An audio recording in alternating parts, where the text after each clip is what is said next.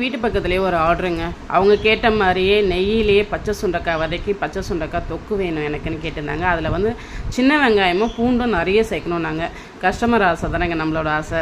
அதுவும் இல்லாமல் மண் சட்டியில் தான் வச்சு கொடுக்கணும்னு கேட்டாங்க. அது ரிக்வஸ்ட்டாக தான் கேட்டாங்க. சரி ஓகேக்கா, இது தானே ஒரு பெரிய விஷயமே இல்லை, சமையல் தெரிஞ்ச எனக்கு இதுனா ஒரு பெரிய விஷயமானு சொல்லி டக்குன்ட்டு நான் இன்றைக்கி அவங்களுக்கு பச்சை சுண்டைக்காய் தொக்கு பண்ண ரெடி பண்ணிட்டேங்க. ஏன்னா மதியானம் லஞ்சு இது தான், அதனால் முடிஞ்ச அளவுக்கு எனக்கு சீக்கிரமாக இதை பண்ணி கொடுங்க. நாங்கள் அதுக்கு மட்டும் இல்லாமல் நெத்திலி ஃப்ரை 2 ஆர்டர் கொடுத்துருந்தாங்க. நெத்திலி ஃப்ரையும் அதே போல் நல்லா க்ளீன் பண்ணி மண் இல்லாமல் அதை அலசி எடுத்து அதுக்கப்புறமா அதை பேக் பண்ணி முடிச்சிட்டோம். அதுக்கப்புறம் எறா தொக்கு வந்து கேட்டிருந்தாங்க. சின்ன எறா தொக்கு வந்து எனக்கு வேணும் அப்படின்னாங்க. ஸோ அவங்களுக்கு வேகமாக பச்சை சுண்டைக்காய் பாக்ஸில் போட்டு அதை பேக்கிங் கொடுத்துட்டோம். அதுக்கப்புறம் நெய் ஒரு பாட்டில் கேட்டிருந்தாங்க. பச்சை சுண்டைக்காய் தொக்கு ஒன்று, அதுக்கப்புறம் நெத்திலி ஃப்ரை 2 எறா தொக்கு இதையும் கொடுத்துட்டு இதுக்கு கீவேவாக இந்த விளக்கு கொடுத்தேங்க.